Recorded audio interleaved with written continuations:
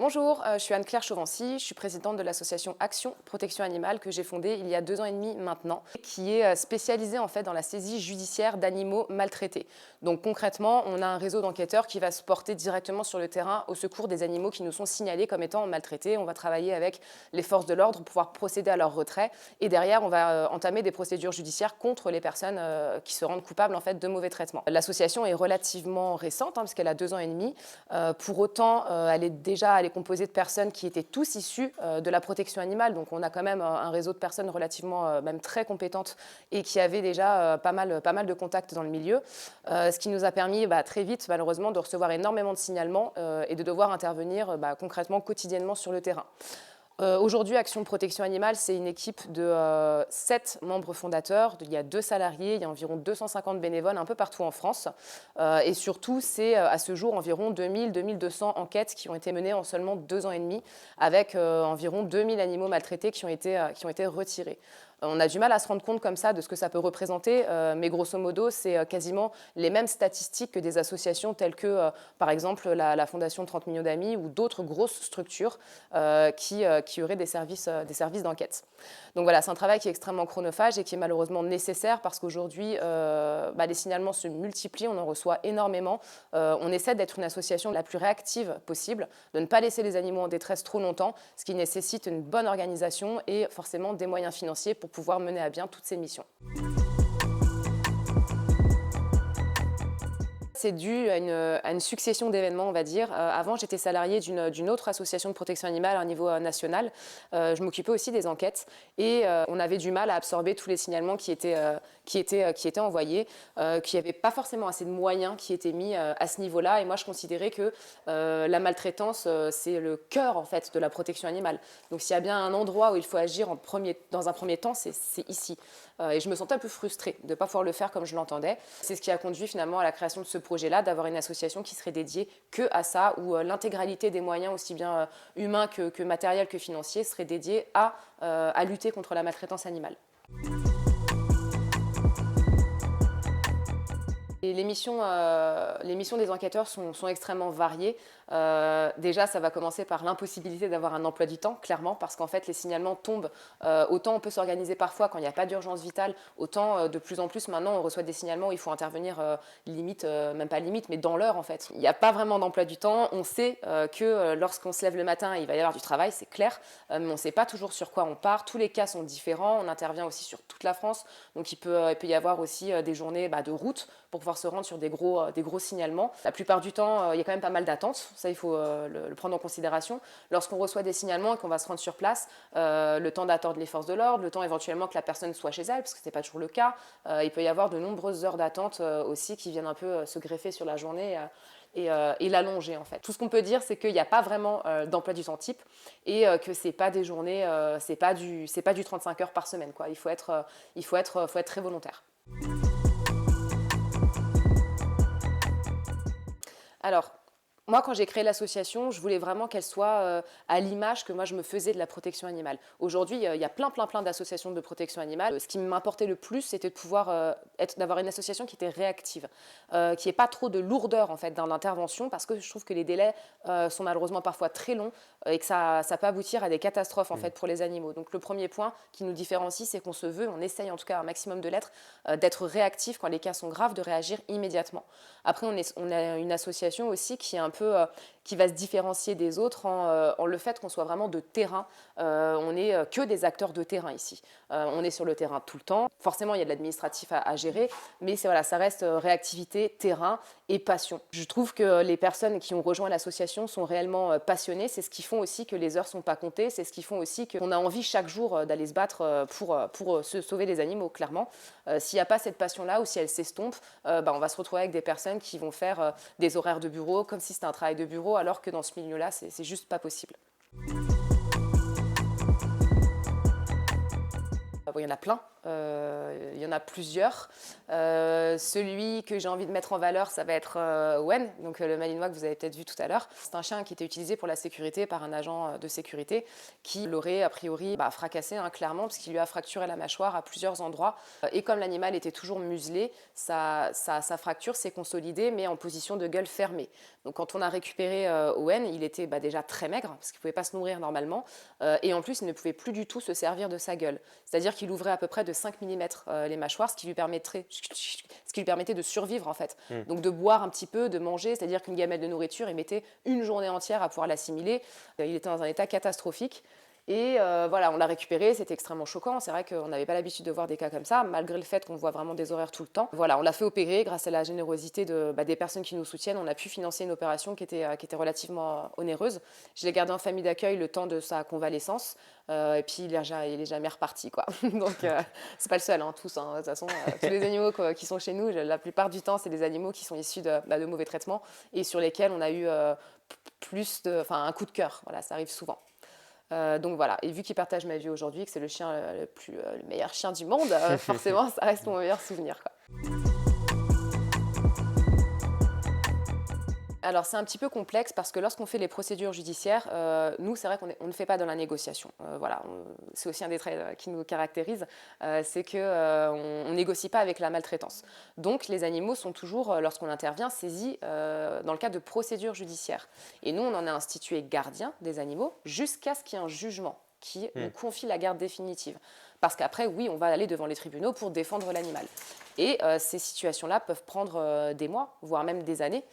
Donc on a des animaux qu'on n'est pas censé pouvoir proposer à l'adoption avant qu'on en ait la garde définitive. Parfois c'est 6 mois, parfois c'est 2 ans. Donc pour pouvoir pallier ce problème-là, ce qu'on fait, c'est qu'on place des animaux en famille d'accueil temporaire. La famille d'accueil va prendre soin de l'animal jusqu'au jugement. Et au jugement, là, on pourra concrétiser une adoption définitive dans la famille qui l'avait accueilli à la base. Ça peut être parfois très long. On fait beaucoup aussi d'animaux, on est l'association de ceux que personne ne veut, quoi. Donc on fait beaucoup d'American Staff, de Malinois, de gros chiens en fait, de chiens de sécurité, etc. C'est pas toujours des animaux qui sont facilement adoptables parce que les gens spontanément ne vont pas forcément se tourner vers ce type de chien-là, malgré le fait qu'on ait des animaux qui sont super mignons. Donc voilà, on a des animaux malheureusement qui peuvent rester des semaines et des mois sans famille.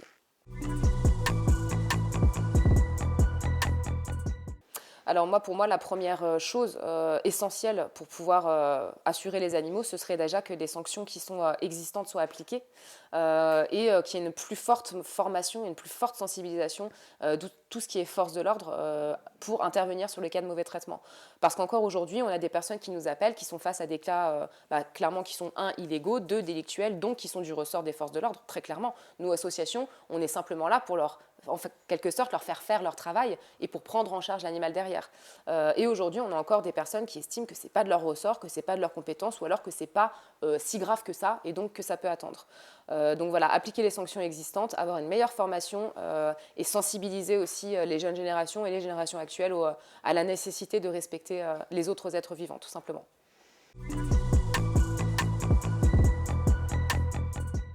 Alors c'est vrai que parfois on a des interventions pas drôles. C'est jamais marrant d'intervenir sur une intervention. Il y a des cas qui sont très difficiles. Il y a des cas où malheureusement les animaux ne survivent pas. Il y a des cas où nous on arrive, on récupère un animal qui est vivant mais qui est à l'agonie et que c'est nous qui devons l'amener chez le vétérinaire pour abréger ses souffrances. Et c'est très difficile. C'est très difficile quand l'animal ne survit pas. Après, dans la plupart des cas, on arrive à les secourir, on arrive à les requinquer et on arrive à les replacer dans des familles. Et après, on a des nouvelles d'eux, on voit qu'ils sont heureux aujourd'hui et que tout va bien. Et c'est vraiment ça qui fait la différence et qui nous donne la force de pouvoir continuer chaque jour cette lutte-là. Alors aujourd'hui, on est toujours une jeune association, donc c'est vrai qu'on n'a pas forcément de subvention de l'État.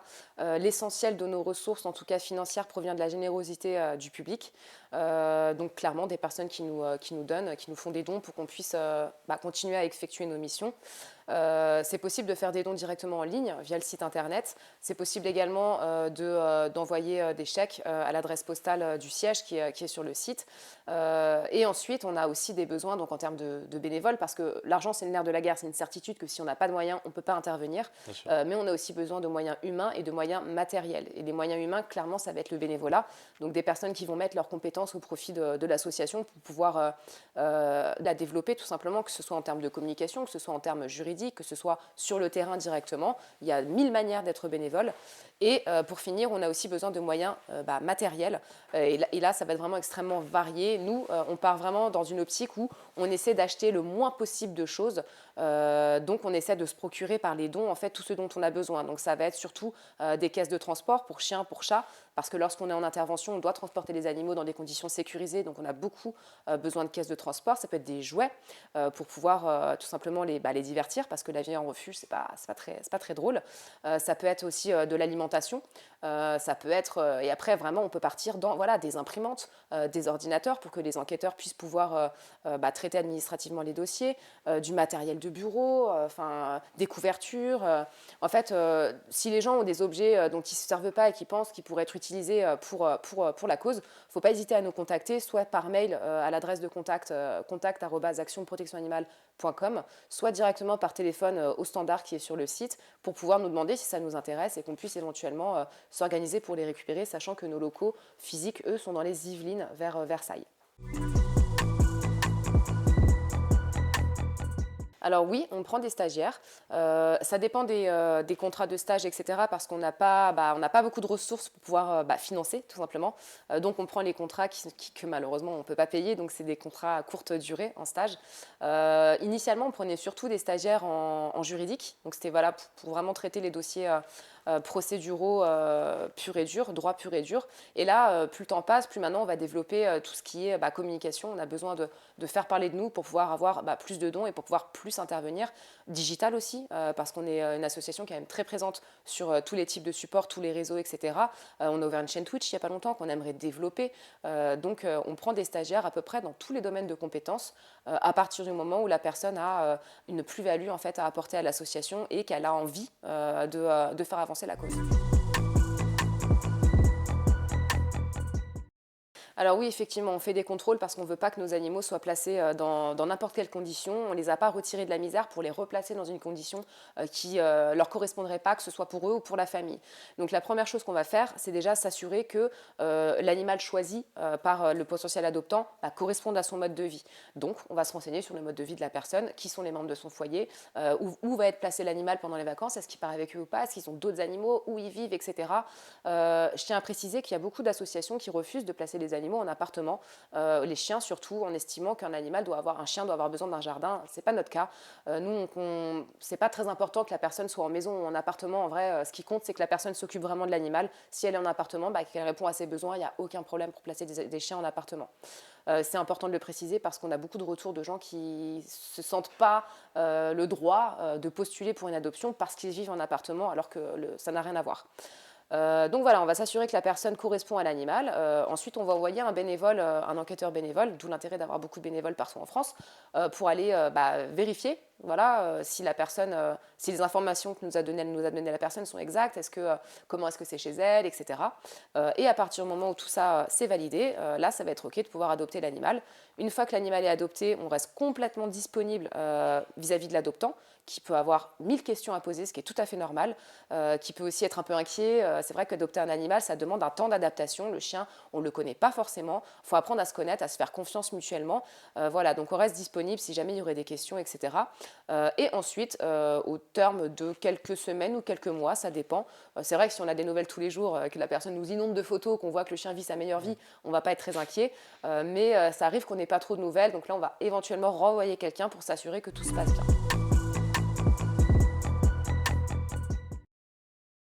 Ça arrive tout à fait de refuser un dossier d'adoption. On a beaucoup d'animaux qui ont des besoins particuliers.